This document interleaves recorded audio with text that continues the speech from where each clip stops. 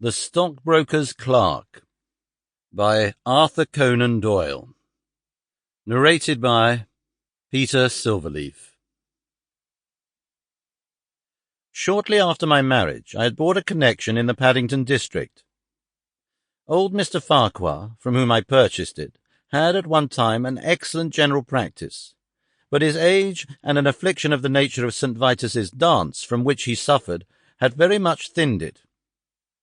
The public, not unnaturally, goes on the principle that he who would heal others must himself be whole, and looks askance at the curative powers of the man whose own case is beyond the reach of his drugs. Thus, as my predecessor weakened, his practice declined, until, when I purchased it from him, it had sunk from 1,200 to little more than 300 a year. I had confidence, however, in my own youth and energy, and was convinced that in a very few years the concern would be as flourishing as ever. For 3 months after taking over the practice, I was kept very closely at work, and saw little of my friend Sherlock Holmes, for I was too busy to visit Baker Street, and he seldom went anywhere himself save upon professional business.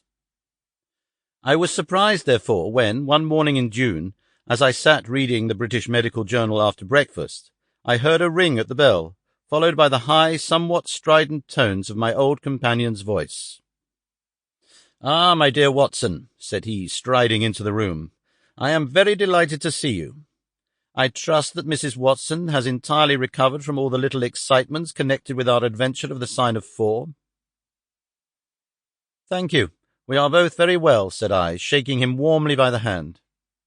"And I hope also," he continued, sitting down in the rocking-chair, "that the cares of medical practice have not entirely obliterated the interest which you used to take in our little deductive problems?" "On the contrary," I answered. "It was only last night that I was looking over my old notes and classifying some of our past results." "I trust that you don't consider your collection closed?" "Not at all. I should wish nothing better than to have some more of such experiences." "Today, for example?" "Yes, today, if you like." "And as far off as Birmingham?" "Certainly, if you wish it." "And the practice?" "I do my neighbour's when he goes. He is always ready to work off the debt." "Ah, nothing could be better," said Holmes, leaning back in his chair and looking keenly at me from under his half-closed lids. "I perceive that you have been unwell lately. Summer colds are always a little trying." "I was confined to the house by a severe chill for 3 days last week. I thought, however, that I had cast off every trace of it."